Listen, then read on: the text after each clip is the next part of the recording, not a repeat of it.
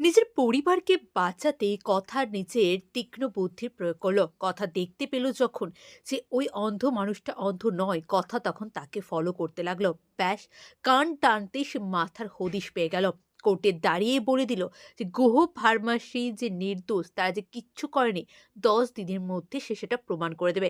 কি করে প্রমাণ করবে সেটা হচ্ছে তার ব্যাপার। হ্যাঁ বন্ধুরা, কথার আগামী পর্বে আপনারা এমনটাই দেখবেন।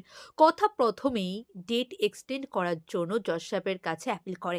কথা প্রমাণ সহ দেখিয়ে দেয় যে এই শুশ্রূষা টনিকেটটা শিশিটা অরিজিনাল নয়, এটা ডুপ্লিকেট। আমাদের লোগো এরকম নয়, এটা ডুপ্লিকেট। এটা কোর্টে প্রমাণিতও হয়। সবাই তো চমকে যায়। ওইদিকে প্রমিত, প্রমিত তো বুঝতে পারছে না যে সবাইকে আমি হ্যান্ডেল করে ফেলছি। কিন্তু এই কথাকে আমি কিছুতেই হ্যান্ডেল করতে পারছি না।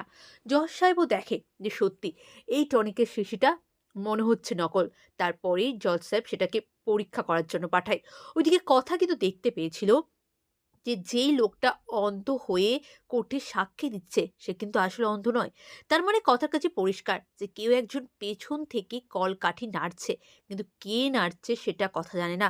তাই কথা কোর্ট থেকে বেরিয়ে সবাইকে বলে, "তোমরা সবাই বাড়ি যাও। আমার একটা কাজ আছে।" তারপরেই কথা ওই লোকটাকে ফলো করতে থাকে। কারণ কথা জানতো যে ওই লোকটাকে ফলো করলেই কথা আসল মাথার সন্ধানটা পাবেই, ঠিকই পাবে। আর কথা ঠিক সেটা করল। যেমন ভাবনা তেমন কাজ।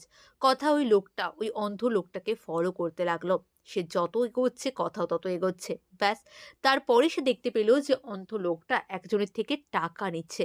কথা তার ১ম এ তার মুখটা দেখতে পায়নি। তারপরে দেখল প্রমিত। কথার তো প্রমিতের উপরে ১ম থেকেই ডাউট ছিল। এবারে সেটা সত্যি হলো।